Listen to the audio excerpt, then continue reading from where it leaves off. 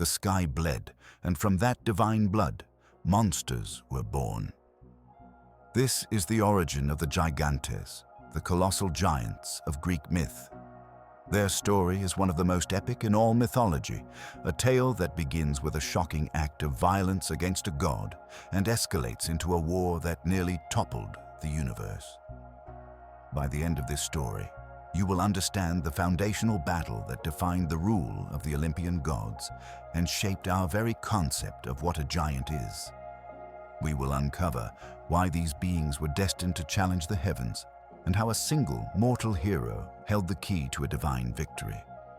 What does it truly mean to wage war against the gods themselves? Before there were gods and giants, there was the universe itself. And in the very beginning, two primordial forces came together to shape all of existence. From the formless void of chaos emerged Gaia, the living, breathing earth. She was not a planet of rock and water, but a conscious goddess, the mother of all life. And then there was Uranus, the starry sky. He was not just the air above, but the vast, unending dome of the cosmos, a divine being who stretched himself over Gaia to embrace her completely. Their union was the first great act of creation, a cosmic marriage that brought forth the very framework of the world. From them sprang the first generation of divine beings, the Titans, 12 powerful entities who would become the ancestors of the Olympian gods. But Gaia and Uranus had other children too, ones that Uranus found terrifying. She bore the three Cyclopes, each with a single piercing eye in the middle of their forehead, masters of craftsmanship and thunder. And she bore the three Hecatonchires, the 100-handed ones, each with 50 heads and 100 arms of unimaginable strength. To Uranus, these children were not magnificent. They were monstrous. They represented a chaos and a raw power that threatened his perfect, orderly sky. So, in a cruel and fearful act, he pushed them back. He forced them down, deep into the dark pits of the earth, into the womb of their own mother, Gaia, and imprisoned them there. Imagine the anguish of the earth herself, feeling these mighty children she had brought forth, writhing in pain within her, trapped and suffocating. Her body became their prison, and her love curdled into a deep, simmering rage. The stage was set. The sky had become a tyrant, and the earth, the mother of all, was now a revolutionary, plotting his downfall. Her suffering would soon give birth to a vengeance that would literally reshape the heavens. Gaia's pain festered into a plan of breathtaking audacity. She would not suffer this tyranny any longer. From the deepest veins of her own body, she drew forth the hardest substance in existence, a metal said to be unbreakable, adamantine. With this, she forged a great jagged sickle, a tool not for harvest, but for revolution. Yet she could not wield it herself. She needed an agent, a child with the courage to strike it, the father who had wronged them all. She turned not to her monstrous imprisoned sons, but to the youngest of the Titans, Cronus, a being of cunning and deep-seated ambition. In the secret places of the earth, she presented him with a weapon and laid out her scheme. Cronus did not hesitate. He saw in this act not just revenge for his mother, but a path to his own destiny. He would seize his father's throne. The trap was set for that night when Uranus, as was his custom, descended from the starry heights to lay with Gaia, covering the earth with his celestial form. It was a moment of intimacy turned into an ambush. As Uranus embraced the earth, Cronus, hiding in the shadows, emerged. With a single, brutal motion, he swung the adamantine sickle. He severed that which connected Uranus to his creative power, committing the ultimate act of patricide and usurpation in one stroke. The sky god's agonized cry echoed through the cosmos as he recoiled, wounded and defeated, forever separating himself from the earth. But the story does not end with his retreat. As Uranus's blood, divine and potent, rained down upon the body of Gaia, the earth drank it in. And from that spilled essence, new life began to stir. From the blood that fell upon the soil, powerful beings emerged. In some tellings, from drops that struck the land, the fierce Erinyes, the spirits of vengeance, were born, along with the Meliai, the nymphs of the ash trees. But most crucially, from the blood that fell into the sea, churning the foam, a terrifying new race began to form. They were not like the Titans. They were colossal, monstrous in form, and born with a single burning purpose etched into their very souls by the nature of their origin. They were the Gigantes, and their sole reason for existence was vengeance for their father, Uranus. They were born from the sky's last act of violence, a final curse upon the world that had cast him down. The blood of the sky did not simply soak into the ground. It seethed. Where those divine drops fell upon the body of Gaia, the earth convulsed and heaved, giving birth to figures of pure, monumental rage.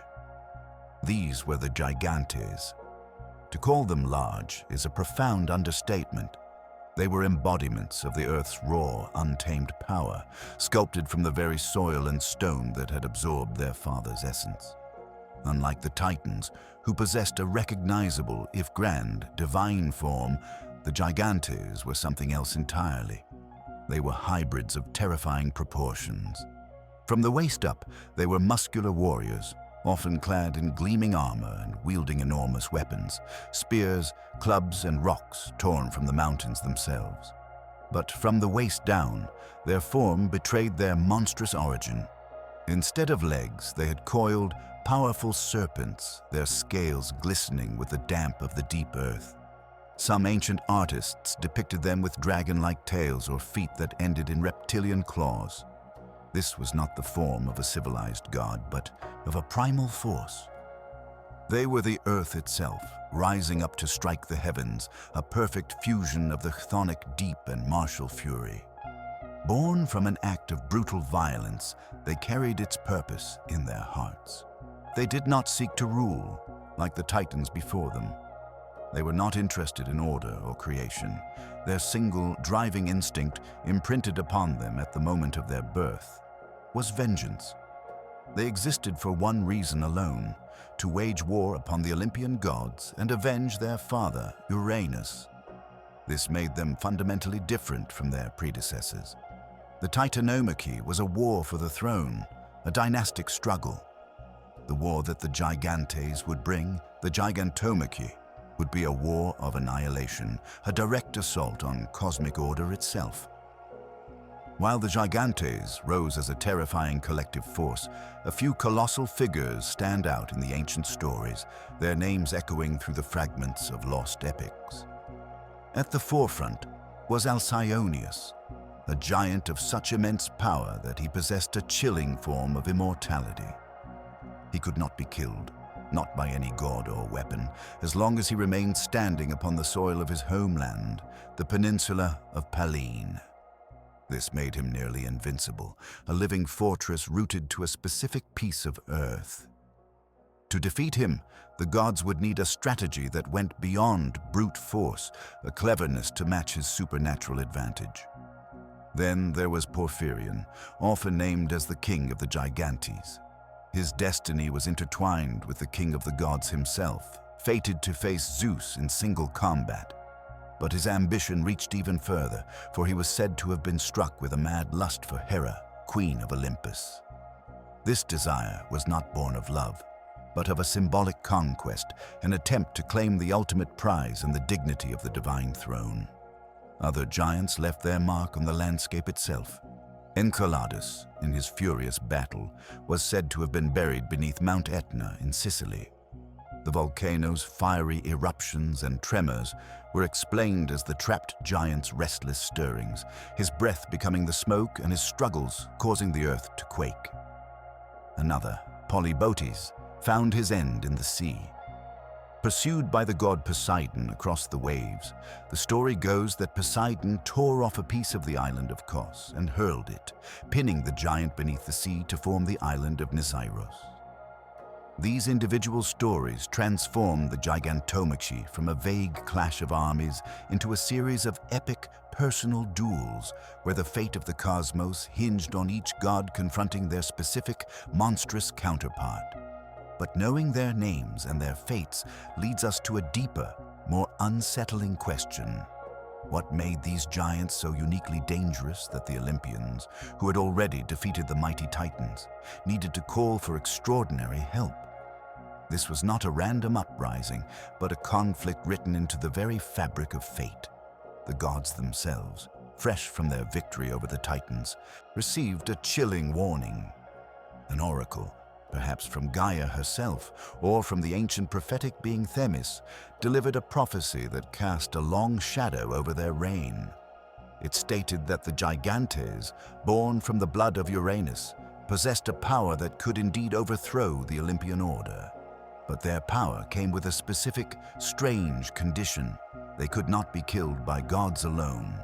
Their unique essence, born from a union of sky and earth, made them vulnerable to only one kind of weapon, the strength of a mortal, a demigod. This prophecy changed everything. It meant that the all-powerful Zeus, the mighty Poseidon, the fierce Athena, for all their divine might, could not win this war by themselves. The fate of the cosmos now depended on a partnership between the immortal and the mortal, a collaboration the proud gods had never before needed. The prophecy created a narrative ticking clock, a sense of inevitable collision where the only key to victory was a hero who walked the line between two worlds. It transformed the coming Gigantomachy from a simple battle into a cosmic test, one that would prove whether the new Olympian order was resilient enough to incorporate the very mortal realm it often overlooked. Who could this mortal champion be? The answer was already taking shape in the mortal world. A son of Zeus known for his impossible strength and his relentless struggles, a man named Heracles, whom the Romans would call Hercules. His legendary labors were not just punishments, they were an unintentional training ground, forging the one weapon the gods desperately needed. The prophecy demanded a mortal champion, and so the gods turned their gaze to the world below. Heracles, still in the midst of his famous labors, received a divine summons. He was not asked, he was needed. His arrival on Olympus was a moment of profound significance, a mortal standing shoulder to shoulder with the gods, not as a servant, but as the linchpin of their survival. Across the world, the earth itself began to tremble in anticipation. From mountain caves and deep chasms, the Gigantes emerged.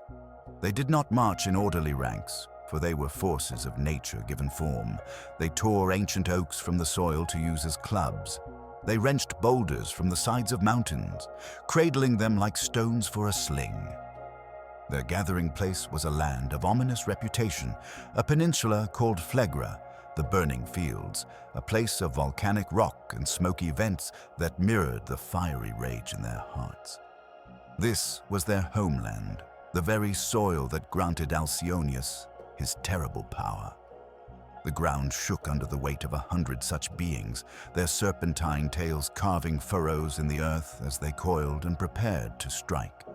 The air grew thick with the dust of crumbling cliffs and the deep, guttural roars of giants ready to reclaim the sky for their fallen father. High above, on the peaks of Mount Olympus, the gods armed themselves. This was not the war against the Titans, a conflict against their own kind. This was a defense against something alien and utterly destructive. Zeus gathered his thunderbolts, each one forged by the Cyclopes his father had once imprisoned. Athena polished her shield and spear, her wisdom now focused on the grim calculus of war. Poseidon gripped his trident, ready to shake the very foundations of the earth and sea. Even Apollo with his silver bow and Artemis with her deadly arrows stood ready, for this threat required every divine power united. The stage was set for a battle of impossible scale. Below, the earth heaved with monstrous strength. Above, the heavens glittered with divine resolve. Between them stood nothing but open air, soon to be filled with the fury of the final war for cosmic order. The ground chosen for this cataclysm was as monstrous as the combatants themselves. Ancient poets and historians pointed to a specific, foreboding landscape known as Phlegra, a name meaning the burning fields. This was no lush valley or open plain, but a land of smoldering earth and volcanic rock.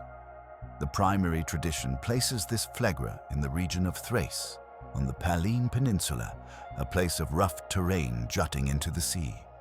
Its very geology told a story of violence. Hot springs bubbled from the ground, vents released sulfurous gases, and the soil was dark and scorched. It was the perfect homeland for giants born from blood and rage, a place where the Earth's inner fire broke the surface. This setting was not arbitrary. It rooted the Gigantomachy in a tangible, terrifying location, making the myth an explanation for the strange and fiery landscapes people actually saw. The land itself was a character, a participant that granted Alcyoneus his terrible power and provided the giants with mountains to wield as weapons. But myth has a way of traveling and putting down new roots. As Greek culture spread across the Mediterranean, so did the stories of the giants. Later traditions, particularly from Roman times, relocated the great battle. They found a new Phlegra, the Phlegraean Fields just west of Naples in Italy. This region is one of the most volcanically active in Europe, a sunken caldera where the earth steams and the ground trembles. Here, the myth became a brilliant explanation for nature's fury. The rumblings of the earth were not mere geology. They were the stirrings of buried giants, the fiery eruptions of Mount Vesuvius, the toxic vapors rising from sulfur pits, the very heat of the soil. All of it was proof that the war was not entirely over. Enceladus, they said, was buried under Sicily, his breath fueling Mount Etna. Another giant, Mimas, was said to lie beneath the island of Prochyte near Naples. This process is called mythic localization, where a universal story becomes attached to a local landmark, giving a place a deep, legendary history.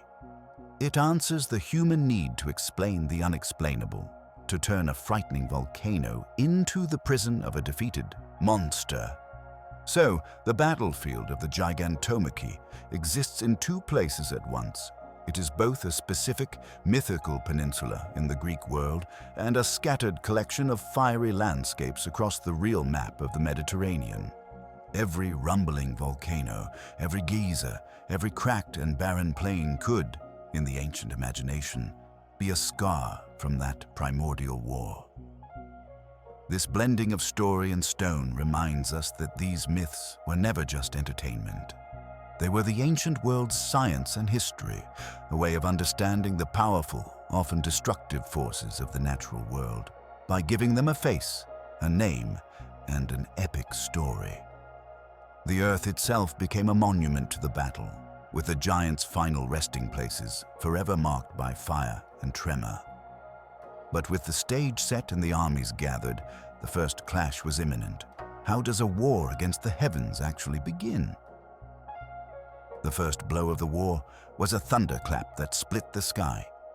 Zeus, from the heights of Olympus, hurled his opening salvo not at the army below, but at its leader. His target was Porphyrion, the king of the Gigantes, a being whose ambition was as vast as his form. The giant did not flinch. He raised a mountain peak, torn from the very earth, as a shield, and the thunderbolt exploded against it in a shower of stone and lightning. This was no mere brawl. It was a duel of symbolic kingship, a contest to decide who would truly rule the cosmos.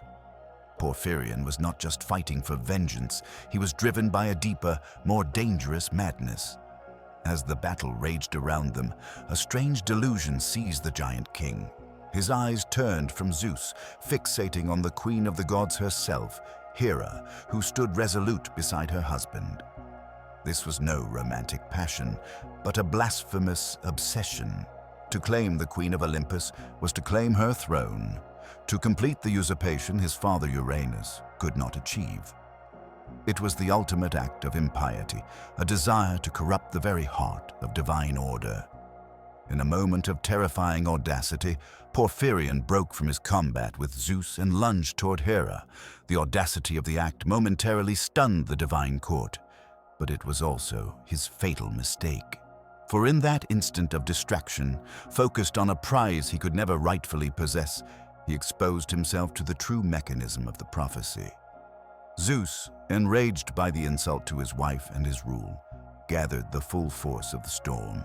He launched a thunderbolt of such concentrated fury that it did not just strike Porphyrion, it enveloped him.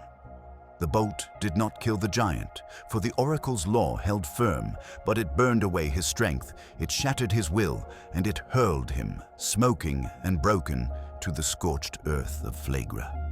He was defeated, but not destroyed. And that is when the mortal component of the prophecy made its decisive move. Heracles, watching the duel from his own place in the fray, knocked an arrow to his bow. As the dazed and smoldering Porphyrion struggled to rise, the hero let fly. The arrow, dipped in the venomous blood of the Hydra from one of his labors, found its mark. The poison of a monstrous beast wielded by a mortal hand was the only thing that could extinguish the life of a giant born from divine blood. Porphyrion fell, finally and completely. This first major victory established the brutal, necessary pattern for the entire war. A god could weaken, subdue, and incapacitate a giant, but only the mortal hero, Heracles, could deliver the final, killing blow. It was a perfect, violent symbiosis, proving that the new order of the world would rely on the alliance between heaven and earth. Hercules was not a guest on that battlefield. He was the keystone. The prophecy was clear. The gods could not win without a mortal, and in Hercules they found a weapon forged in hardship. His legendary strength, proven across 12 impossible labors, was only part of his value. More crucial was the poison tipping his arrows, the venom of the Lernaean Hydra, a monstrous toxin that could kill anything immortal. This was the perfect counter to beings born from divine blood. His role was brutally specific. He was the executioner. Time and again, a god would engage a giant in a spectacular duel, using thunder, trident, or divine artifice to bring the colossal foe to its knees. Then, with calm precision, Hercules would draw his bow and let fly a single, fatal shot. The alliance was a grim choreography of immortal power and mortal finality. This pattern found its ultimate test with the giant Alcyoneus. His unique curse was also his greatest strength, for he was immortal as long as he stood upon the soil of his homeland, Pallene. The gods could hurl mountains at him, and he would simply rise again, healed by the very earth beneath his feet. He was an unstoppable force, a living symbol of the giant's connection to the land.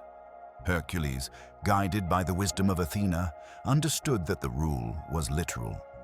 To kill Alcyoneus, he had to break his connection to that specific patch of earth.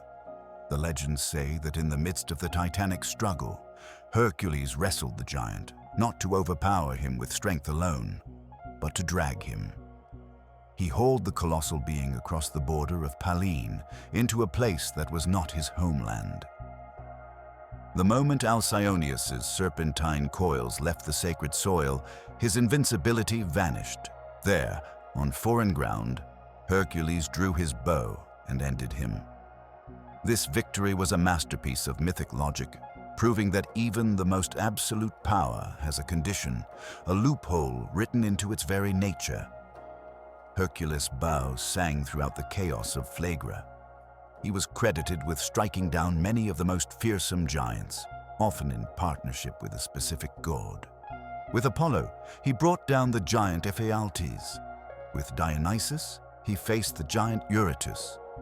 In each case, the god provided the opening, the distraction, or the divine force that made the giant vulnerable, and Hercules provided the mortal agency required for a true death. His presence on the battlefield transformed the conflict from a stalemate into a decisive rout. He was the living embodiment of the oracle's decree. the proof that the new Olympian order was not a closed system of pure divinity. It was a cosmos that now included and fundamentally relied upon the courage and strength of mortals. The Gigantomachy was not just the gods' victory, it was the moment a hero became essential to the survival of heaven itself. Without that one mortal, the war might have ended with the giants piling the mountains upon Olympus, burying the light of the gods forever. So what became of these earth-born titans after their defeat? Their story did not simply end with death on the battlefield. Alcyoneus presented a puzzle that brute force could not solve. His power was absolute, but it was also perfectly contained. The giant drew his immortality not from his own divine blood, but from the very soil beneath his feet. As long as he remained standing upon the earth of his homeland, the peninsula of Pallene, he was invulnerable. No god's thunderbolt could burn him, no trident could pierce him. He would rise again and again, healed by the land that had given him birth. This made him more than a warrior. He was a living fortress, an unconquerable piece of the earth itself. For the Olympian armies, this created a terrifying stalemate. They could drive him back, they could shatter the mountains he threw, but they could not make him fall for good. Every assault was temporary, every victory fleeting. Alcyoneus became the immovable object at the heart of the war, a symbol of the giant's primal, rooted strength. To defeat him, the gods needed a strategy that respected the literal, geographical rules of his power. They needed to think like the land, not just like conquerors. And that is where the mortal mind of Hercules proved decisive once more. While the gods focused on overwhelming force, Hercules observed the condition itself. The rule was not about being on any earth, it was about being on a specific earth, the soil of Pallene. The solution, then, was absurdly simple in concept, yet unimaginably difficult in execution. Hercules had to move the unmovable. He had to break Alcyoneus's connection to his source of power. The legends describe a titanic wrestling match, not merely a contest of strength, but a deliberate, grueling campaign of relocation. Hercules grappled with the colossal giant, not to pin him, but to haul him. Step by agonizing step, he dragged Alcyoneus across the rocky terrain, away from the heart of his territory, toward the border where Pallene met the sea or the lands beyond. Imagine the scene, the earth shaking as the giant thrashed, his serpentine tails carving deep trenches in the soil as he fought to remain within the bounds that granted him life. This was a battle of inches, of stubborn will against a geographical fact. The moment Hercules succeeded, the moment Alcyoneus's body was fully pulled beyond the invisible line of his homeland, the magic broke. The invincibility drained away like water from a cracked vessel. On foreign ground, the giant was suddenly vulnerable, mortal. There, without need for further divine intervention, Hercules could finish the task. With a single shot from his bow, tipped with the Hydra's venom, he ended the life of the seemingly eternal guardian. This victory was a masterpiece of mythic logic. It demonstrated that the greatest powers often have the most specific weaknesses, that immortality itself can be bound to a single stone or a patch of dirt. It showcased that overcoming a monster sometimes requires less sheer power and more cleverness, the understanding of the rules that govern its existence. Hercules did not just defeat a giant that day, he solved a riddle written in the landscape itself. While Hercules solved the riddle of the land, the sea god Poseidon faced a giant who sought refuge in his own domain. The giant Polybotes, perhaps seeing the tide of battle turn, fled across the waves, his massive form churning the sea into a frenzy. But there is no escaping the god who commands the ocean itself. Poseidon gave chase, and what followed was not just a battle, but an act of world-sculpting rage. The god did not merely raise a trident, he reached for the very bones of the earth. As the giant waded through the shallows near the island of Kos, Poseidon tore off an entire piece of the island itself, a mountainous fragment of rock and soil. he hefted this colossal projectile, a piece of the world broken like a clod of dirt, and hurled it with the full force of the deep. It struck Polybotes with cataclysmic force, pinning the giant beneath the sea. That immense rock did not sink. It settled there, a new island born from divine violence, known to this day as Nissyros. This story is a perfect key to understanding the ancient mind. The Gigantomachy was not just a thrilling epic, it was their foundational science. A strange, rocky island in the Aegean Sea needed an origin story. A rumbling volcano demanded an explanation. The myth provided both. Every time an ancient Greek sailor passed the distinct shape of Nissyros, they weren't just seeing a landmass, they were witnessing the tomb of a giant, a permanent monument to the war that saved the gods. The same logic applied to the fiery Mount Etna in Sicily, said to cover the trapped giant Enceladus, his restless breath causing its eruptions. The myth gave meaning and narrative to the terrifying, unexplainable forces of their world. It transformed random geology into a storybook where every mountain could be a weapon thrown by a god, and every chasm the footprint of a fallen titan.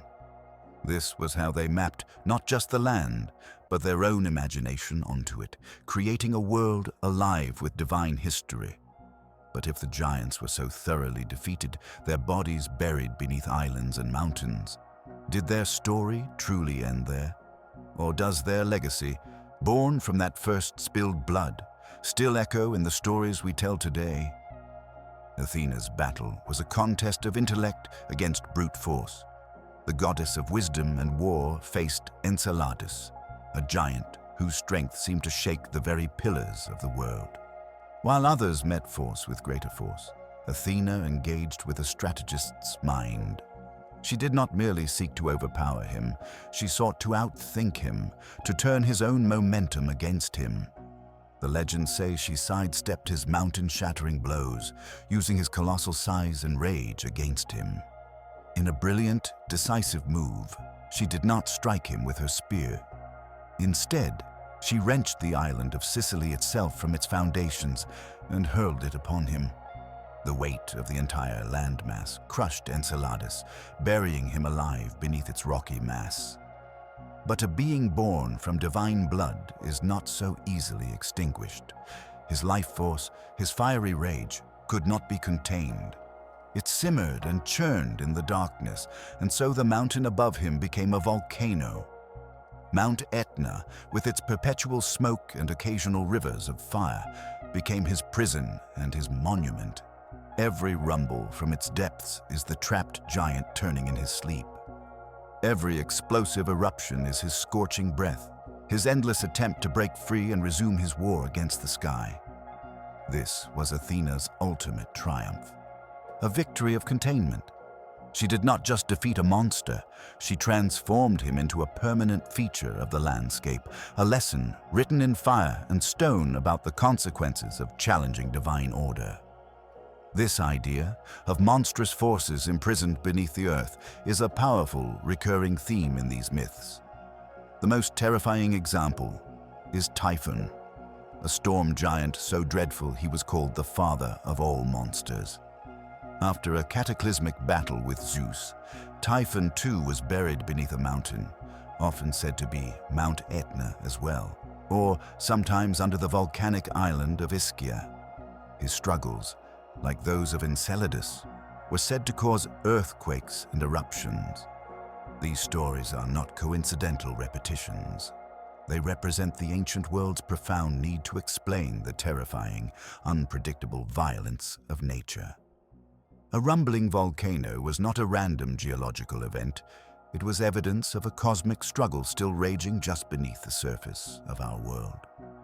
The earth itself became a parchment, and its fiery scars were the handwriting of the gods, a permanent record of the battles that made our reality stable. So what does this mean for the giants who were not buried but truly slain? What became of their legacy, and how did this war change the gods themselves forever?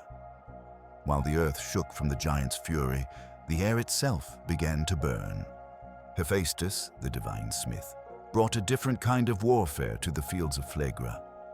Lame from birth and often overlooked in the glittering courts of Olympus, he was in his element here, surrounded by the raw materials of his craft. He did not rely on thunder or trident. His weapons were the tools of his forge, scaled to a cosmic level. He did not throw spears. He threw anvils, massive blocks of iron that he had shaped with his own hands, hurling them with the force of a catapult to crush the advancing giants.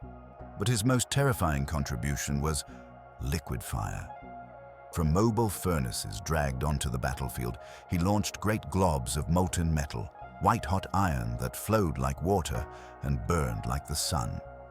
This was not just an attack, it was a transformation, turning the very substance of the earth into a weapon against its own children. One giant in particular, Mimas, faced the full, fiery wrath of the craftsman god. As the giant charged, Hephaestus, working with a calm, relentless efficiency, unleashed a torrent of this liquefied metal. The story says it was not a single blow, but an avalanche of iron, a cascading wave of molten ore that engulfed Mimas completely. The giant was buried, not under rock or island, but under a rapidly cooling mountain of his own material, a tomb of forged iron. Later traditions, especially among the Romans, looked at their own volatile landscape and saw a perfect match for this myth. They identified the buried giant Mimas with the region around the Bay of Naples, and his iron tomb became none other than Mount Vesuvius. The logic was compelling. The mountain was rich in iron-like ore, its slopes scarred by ancient fires, and its terrifying potential for eruption made it a fitting prison for a being of such destructive power.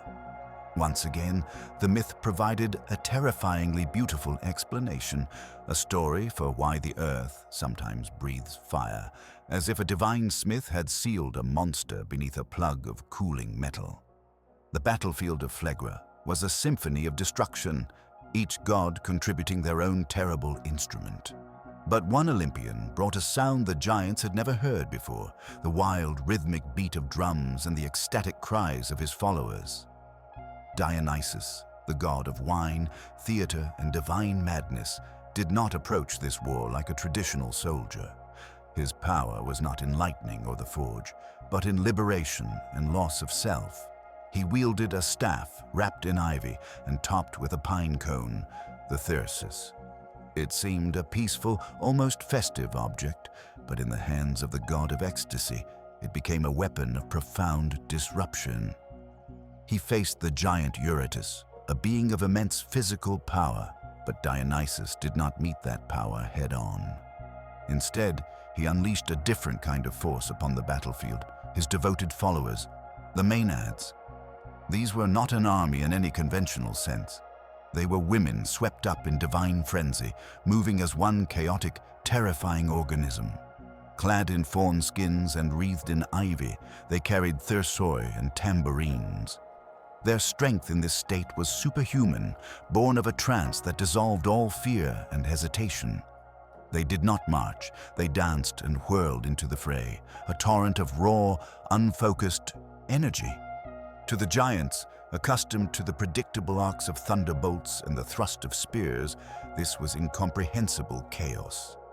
The Maenads swarmed around Eurytus, not with the tactics of war, but with the unpredictable ferocity of nature itself. They struck with their staffs. They tore at the giant with their bare hands, their cries rising above the din of clashing steel. Dionysus, at the center of this maelstrom, directed the frenzy not with orders, but with the sheer presence of his divinity. His thyrsus was a conduit for this power, a focal point that channeled collective ecstasy into a tangible, destructive wave. The giant Eurytus, for all his size and strength, could not fight a storm of feeling. He was overwhelmed not by a greater force, but by a force of an entirely different category. Where Athena represented strategic intellect and Zeus represented sovereign authority, Dionysus represented the unsettling, transformative power of the irrational. His victory proved that the Olympian order was not a monolithic block of similar powers. It was a diverse pantheon where even joy, ritual, and abandon could be marshaled for defense, where the god of the vine could topple a titan. This was the final, crucial lesson of the Gigantomachy. The cosmos was now protected by a complete spectrum of divine power, from the forges of order to the ecstatic dances of chaos, all united against the formless rage of the old world. The war's end left the earth scarred and heavy with the weight of the fallen. For the giants, death was not an erasure, it was a transformation. Most were not simply slain and forgotten, they were incorporated into the very landscape they had sprung from. Their colossal bodies became the mountains we climb and the islands we sail around. This was the ultimate act of divine order, turning chaos into permanent geography. But the ancient Greeks and Romans saw more than just rock and soil in these formations. They saw a living, breathing explanation for the terrifying forces of nature. A rumbling volcano was not a random geological event. It was the trapped giant Enceladus stirring beneath Mount Etna, his fiery breath erupting as lava. An earthquake was not a shifting tectonic plate. It was the 100-handed Gigantomachy, those ancient allies of the gods, turning in their slumber deep beneath the earth. The strange, jagged rock of an island like Nisros was the very projectile Poseidon used to bury Polybotes. This myth was their science, a brilliant narrative framework to explain a world that was often violent and unpredictable. The giants' eternal imprisonment gave reason to the Earth's restless nature. It meant the world was not a passive stage, but an active, storied participant, with the struggles of the gods and monsters forever etched into its bones. This idea satisfied a deep human need to find meaning in catastrophe and to see the hand of the divine, even in destruction. It transformed fear into a kind of understanding. So, the next time you see a photograph of a volcano's plume or feel the faint tremor of a distant quake, remember that for thousands of years, people looked at those same phenomena and saw not blind physics, but the final, restless movements of a war that decided the fate of the cosmos. Their prison became our world's most dramatic features, a permanent reminder that the Earth itself holds the memory of ancient battles. The giants' final struggles were not confined to myth. They were painted and carved into the very fabric of ancient life. For the Greeks, the Gigantomachy was more than a story. It was a defining cultural image, a visual symbol of civilization's fragile victory over primal chaos. You can trace this obsession from the intimate surface of a drinking cup to the overwhelming scale of a monumental altar. On black figure and later red figure pottery, artists returned to the theme again and again. These vases, used in daily life and sacred rituals, became portable canvases for the cosmic war. A common scene shows Athena, her face a mask of divine focus, grappling with a giant whose legs are two thrashing serpents. Hercules often stands nearby, bow drawn, ready to fulfill his mortal role. The compositions are frantic, crowded with action, every inch filled with the limbs of gods and the coiled tails of their foes. It was a popular decoration because it carried a powerful message for the viewer, a reminder that the wine they drank or the oil they stored existed within a world order preserved by that very battle. This artistic tradition reached its breathtaking peak centuries later with the Great Altar of Pergamon, constructed in the 2nd century before the Common Era. This was not a subtle allusion. It was a full-scale declaration in marble. The altar's entire outer wall was wrapped by a colossal frieze over 400 feet long, depicting the Gigantomachy in staggering detail. Walking around it would have been an immersive experience, as if the spectator were stepping onto the battlefield itself. The gods are depicted in dynamic theatrical poses, their drapery flying as they wield their weapons. The giants, emerging from the earth, are rendered with astonishing anatomical detail, their human torsos straining with effort, their serpentine legs coiled and powerful. The entire scene is a masterpiece of high drama, designed to evoke awe and reinforce a political truth for the kings of Pergamon, that their rule, like that of the Olympians, was a bulwark against the forces of disorder. The prevalence of this theme across centuries and mediums reveals a deep-seated cultural need. In a world perceived as unpredictable and often dangerous, the image of gods subduing giants was a comforting affirmation. It visually reinforced the idea that chaos could be, and had been, conquered. The next time you see a classical image of a god battling a serpent-legged creature, you're not just looking at a myth, you're looking at an ancient civilization's most cherished ideal, the triumph of cosmos over chaos, made permanent in clay and stone. This cosmic war was never just about strength against strength. At its heart, the Gigantomachy was a profound mythic metaphor, a story the ancient Greeks told themselves about the very nature of their world. It framed a fundamental, eternal struggle, order against chaos, civilization against raw, untamed savagery. On one side stood the Olympian gods, embodiments of a new structured cosmos. Zeus represented sovereign law and justice. Athena brought wisdom, strategy, and the crafts of the city. Apollo governed music, prophecy, and the light of reason. They were deities of the sky, of intellect, and of human society's highest aspirations. Their opponents, the Gigantes, were the polar opposite. They were chthonic, born from the deep earth, not the bright heavens. Their forms were monstrous hybrids, half man, half serpent, reflecting a nature that was not refined or civilized. They wielded mountains and trees, the raw materials of the wild, not forged weapons or divine artifacts. They did not build cities. They sought only to tear them down. Their driving motive was not to rule with law, but to destroy out of a mindless, inherited rage. The victory of the Olympians, therefore, was not merely a military triumph. It was the symbolic establishment of a universe where reason could triumph over instinct, where laws could contain brute force, and where the cultivated spaces of human life, the city, the temple, the field, could be protected from the formless wilderness that constantly threatened to reclaim them. This narrative reinforced the core values of Greek culture. It justified the Olympian pantheon's right to rule, not just through power, but through their role as bringers of order. The gods' diverse talents, Hephaestus's craft, Dionysus's inspired madness, even Aphrodite's allure, were all shown to be necessary components of this civilized order, each playing a part in subduing the monolithic threat of chaos. For the average Greek citizen, this myth offered a comforting vision. The terrifying randomness of nature, the earthquake, the volcano, the storm, was not meaningless. It was the last gasp of a defeated enemy, safely imprisoned but still stirring.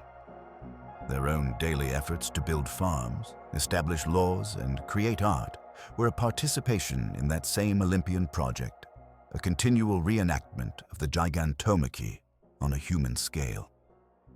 Every time they gathered in their agora to debate or raised a temple on a sacred site, they were asserting cosmos, the Greek word for order and harmony, over the ever-present threat of chaos. The myth provided a divine blueprint for their civilization, making their way of life not just a choice, but a sacred duty underwritten by the greatest battle in time. Yet for all their fearsome reputation, the Gigantes are often mistakenly lumped together with other colossal beings in Greek myth. It is a common tangle in the family tree. So let us take a moment to sort the giants from the gods. The first and most crucial distinction is between the Gigantes and the Titans. Though both are children of Gaia, the earth, their fathers, and their natures are worlds apart. The Titans are the older generation, the first children born from the union of Gaia and the sky god Uranus. They are not giants in the monstrous sense, but primordial deities, often depicted in human form, though of immense size and power. Cronus, Rhea, Oceanus, these are titans. Their war against the Olympians, the Titanomachy, was a dynastic struggle, a rebellion of the younger gods against their parents' rule. It was a war of succession. The Gigantes, however, are something else entirely. They were not born from the union of sky and earth, but from the blood of the wounded Uranus after he was overthrown. They are a second wave, born from violence itself. Their form is hybrid and monstrous, with serpentine tails, and their war, the Gigantomachy, was not for a throne, but for utter annihilation, a primal revenge against the new divine order. Think of it this way: the Titans were the established royal family that the Olympians overthrew. The Gigantes were the enraged, monstrous militia that rose up afterward to burn the palace down completely. Then we have the Cyclopes. These are another group entirely, often confused with giants due to their great size and singular eye. But the Cyclopes are older still. They, along with the 100-handed Hecatoncheires, were the first monstrous children of Gaia and Uranus, imprisoned by their fearful father. They are master craftsmen, not warriors, who later forged Zeus's thunderbolts. They are a separate race, allies of the gods, not their enemies. And what of the giant Polyphemus, blinded by Odysseus? He is one of a later, lesser breed of Cyclopes, distant and wild descendants living in isolation, not the divine smiths of myth. So the landscape of Greek mythology holds many large beings, but their origins and roles are distinct. The Titans are the old gods. The Cyclopes are the divine artisans. The Gigantes are the earth-born avengers, a singular threat born from a singular crime. Keeping these lineages clear helps us understand that each conflict, each story, carries a different weight in the grand narrative, a different lesson about the cosmos the Greeks envisioned. The story of the giants did not end at the borders of Greece. As Roman power expanded, absorbing the cultures it conquered, the Gigantomachy traveled west. The Romans, ever practical in their adoption of foreign gods, embraced the myth but reframed it to suit their own worldview and ambitions. They Latinized the names, calling the giants the Gigantes and their great war the Gigantomachy. Yet for them, this was never just a relic of a foreign past. It became a living, breathing piece of political theater. The great poet Ovid, in his epic Metamorphoses, wove the battle into his tapestry of transformation, recounting the gods' victory with a Roman flair for drama and detail. His verses ensured the myth's survival in the literary canon, passing it down through the centuries. But the true Roman genius lay in applying this cosmic story to the very earthly stage of empire. Roman emperors and their propagandists saw a powerful analogy in the myth. They positioned themselves as the new Zeus, the bringers of civilization and order, the Pax Romana. The forces of chaos, the monstrous giants, were recast as the barbarian hordes pressing at the empire's frontiers, the Germanic tribes in the northern forests, the Parthians in the eastern deserts. A statue of the emperor might subtly echo the pose of a god subduing a giant. A triumph celebrated in Rome, with captured barbarian chieftains paraded in chains, was a living reenactment of the Gigantomachy. It was a message carved in marble and broadcast in coinage, proclaiming that the emperor's rule was not merely political, but a divine mandate to uphold cosmic order against the ever-present threat of chaos. This was propaganda of the highest order, transforming military conquest into a sacred duty. The myth provided a timeless framework to justify expansion and authority, suggesting that Rome itself was the earthly embodiment of Olympus, and its legions were the instruments of a godlike will. So the giants, born from the blood of a Greek sky god, found a second life in the service of a Mediterranean empire, their defeat forever symbolizing the triumph of Roman civilization over the perceived savagery of the world beyond. The marble friezes of Pergamon were not the final chapter for these earth-born titans. Their colossal struggle leaped from the ancient world, landing squarely in the imagination of the Renaissance. Artists, rediscovering classical texts and myths, saw in the Gigantomachy the ultimate subject for demonstrating skill and drama. It was a canvas for chaos and heroism on a grand scale. The Italian painter Giulio Romano, for instance, covered an entire room in the Palazzo del Te with a breathtaking fresco of the falling giants, their massive bodies tumbling amidst crumbling architecture, a masterpiece of illusion that made viewers feel the ceiling was crashing down.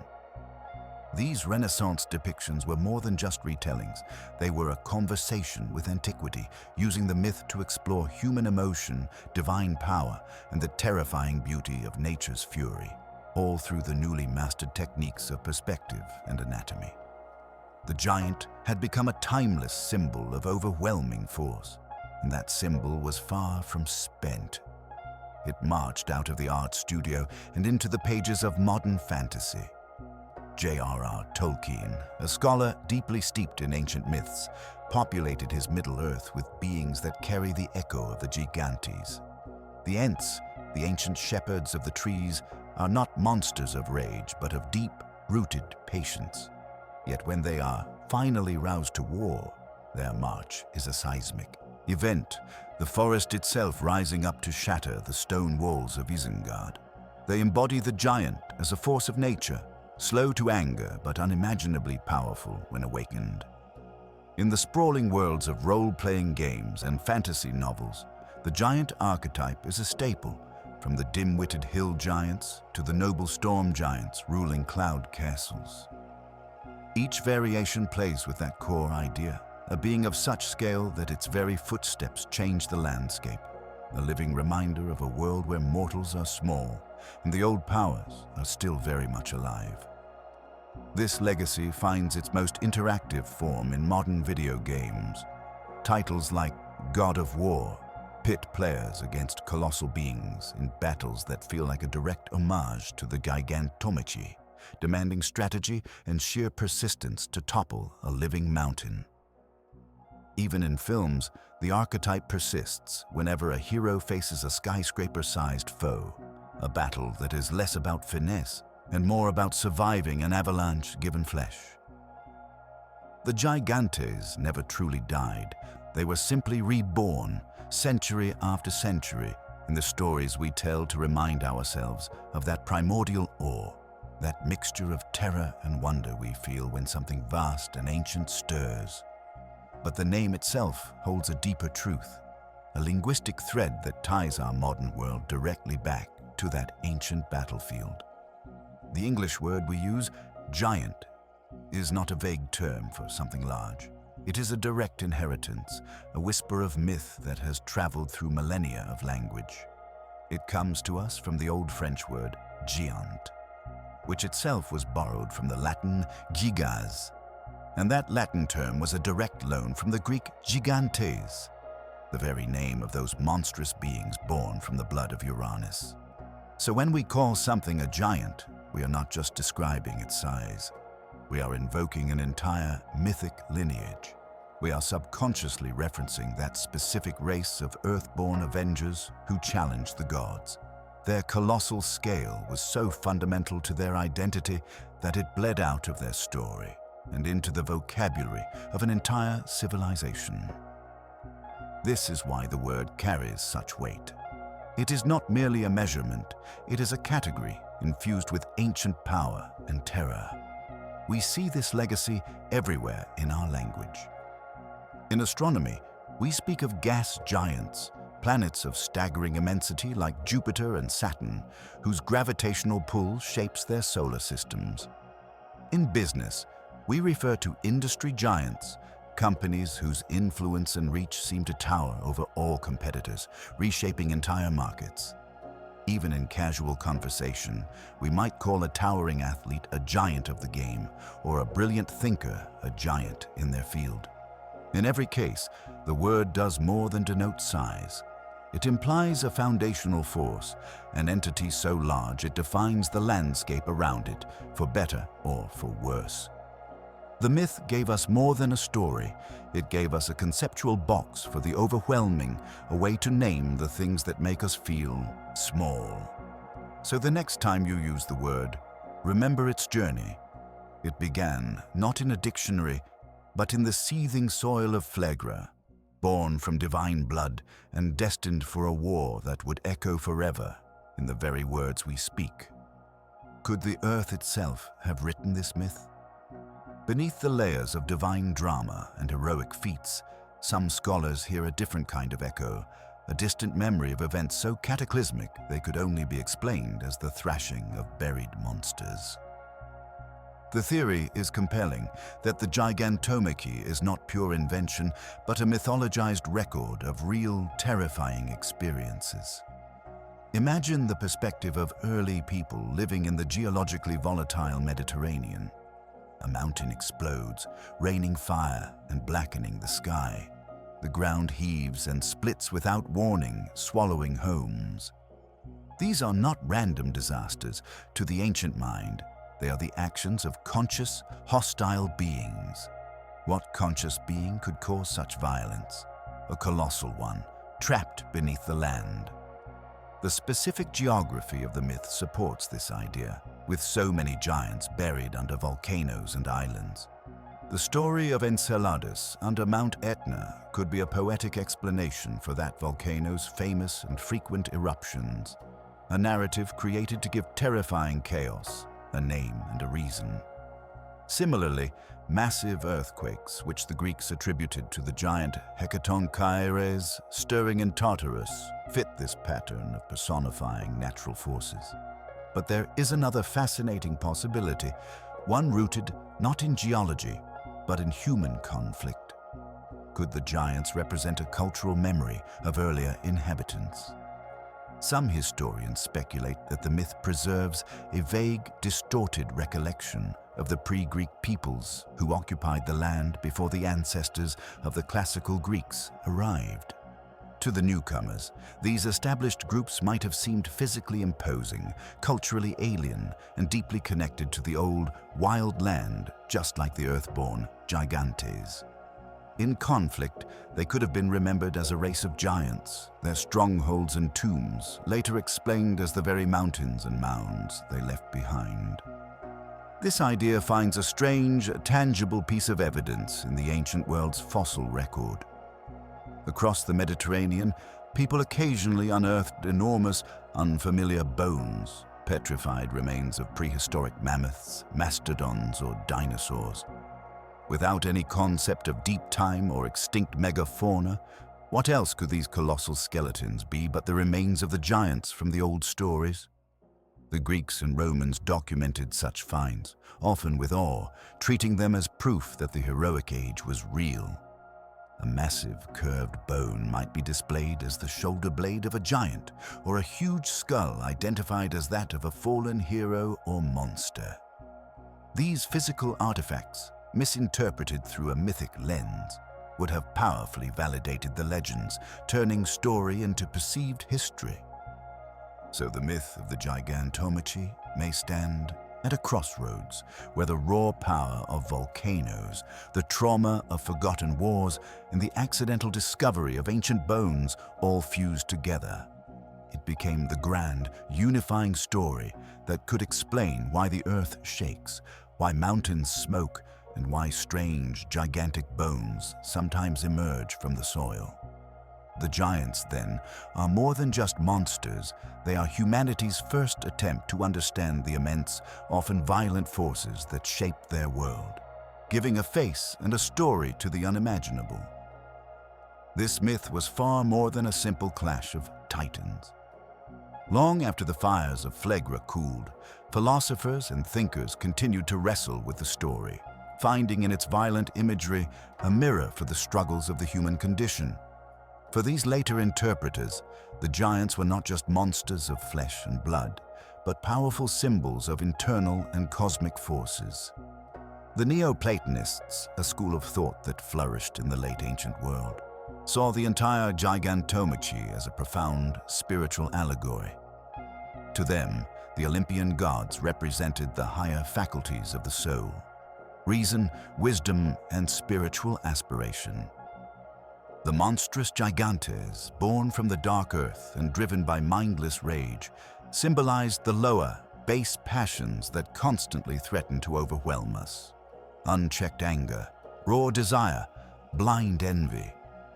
The Great War, then, was not an external battle, but an internal one, a depiction of the soul's eternal struggle to master its own chaotic nature and ascend toward a state of divine harmony.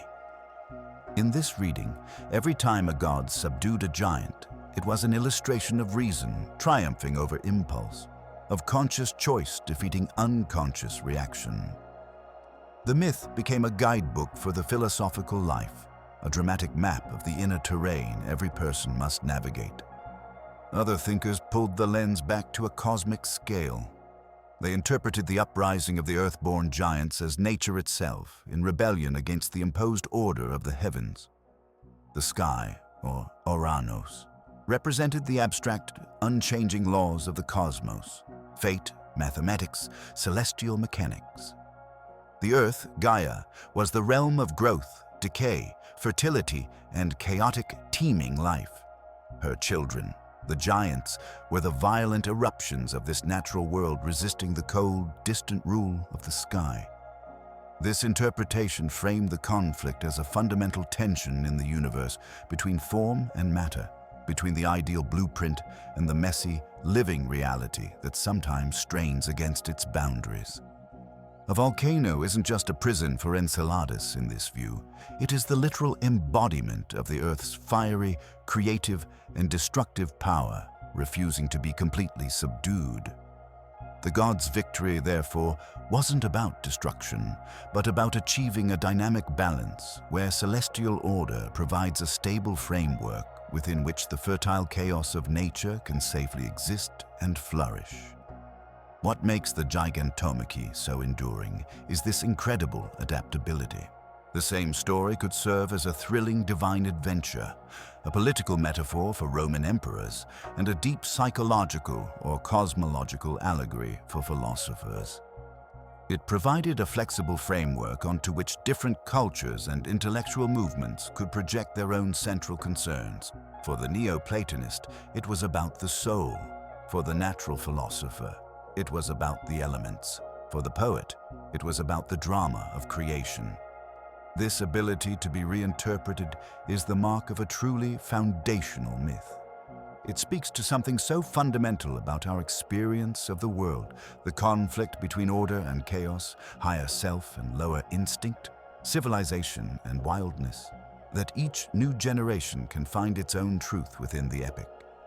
The giants never truly die because the forces they represent are always with us, always challenging us to build our own Olympus, whether in our souls, our societies, or our understanding of the universe. From the first drop of divine blood on the soil to the final tremor of a buried giant, the story of the Gigantes is an epic written in the bones of the earth itself. We have traced their origin from the violent wound of Uranus, witnessed their monstrous forms rise from the earth, and felt the cosmic stakes of their war against the heavens. We saw how a prophecy demanded a mortal hero, how Hercules became the god's essential weapon, and how each Olympian, from the strategic Athena to the ecstatic Dionysus, played a crucial part in a victory that was never guaranteed. This was more than a spectacular monster fight. It was the defining battle for cosmic order. The Gigantomachy established the rule of the Olympians not just through power, but through a diverse alliance that included craft, wisdom, madness, and mortal courage. It transformed raw, vengeful chaos into the stable world we recognize, literally burying the old threats beneath mountains and islands. Their legacy is not forgotten. It is embedded in our language, our art, and even our explanations for the rumble of a volcano or the discovery of a massive fossil. This myth asks us what it means to build a world and what forces we must master, both outside and within ourselves, to keep it standing. So we turn the question to you. Which part of this colossal story resonated most deeply? Was it the tragic, bloody birth of the giants themselves, the clever strategy needed to defeat Alcyoneus, or perhaps the unique role of a god like Hephaestus or Dionysus in the battle? Let us know in the comments, and if you are fascinated by these mythological wars that shape reality, consider exploring the earlier Titanomachy or the later struggle with Typhon. The cosmos has many battles in its memory, each one a story waiting to be told.